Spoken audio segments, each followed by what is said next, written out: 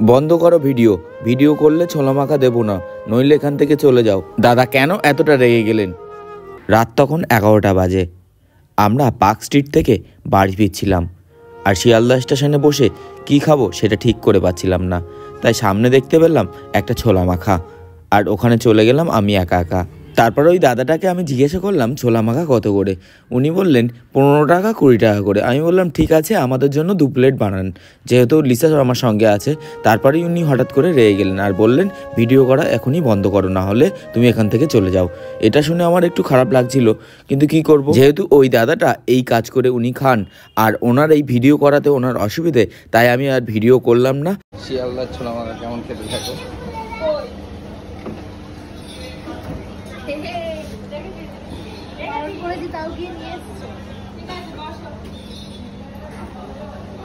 Last train ধরে যাচ্ছি, এখন কিছু পেলাম না, এখন ছোলা মাখা পেলাম।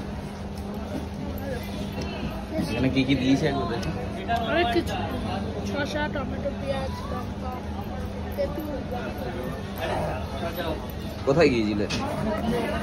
আমি? হ্যাঁ, কোথায় গিয়েছো? Park street.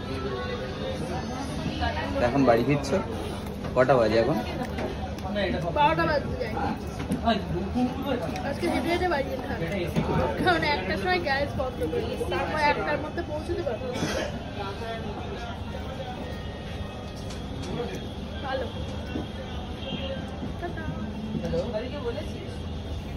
এই ভিডিওটা আমি ছাড়তাম না, শুধুমাত্র এতটা আমার খারাপ লেগেছে। আর আমার মনে তো এমন হয়েছে যে ওনার এটা করা উচিত হয়নি, কারণ উনি আমাকে বলতে পারতেন যে ভিডিও করলে অসুবিধা, দাদা তুমি ভিডিওটা বন্ধ করো, কিন্তু উনি সেটা করলেন না। উনি কিন্তু আমাকে ডিরেক্ট বলে দিলেন আপনি এখান থেকে চলে যান। তো আপনাদের কি মনে হয়, উনি যেটা করেছেন আমার সঙ্গে সেটা কি ঠিক করেছেন, না আমি যেটা করেছি সেটা ভুল করেছি? আপনাদের কি মনে হয় সেটা কিন্তু অবশ্যই কমেন্টস করে জানাবেন। আর ভালো লাগলে ছোট্ট একটা লাইক করে পেজটাকে ফলো করে দিন।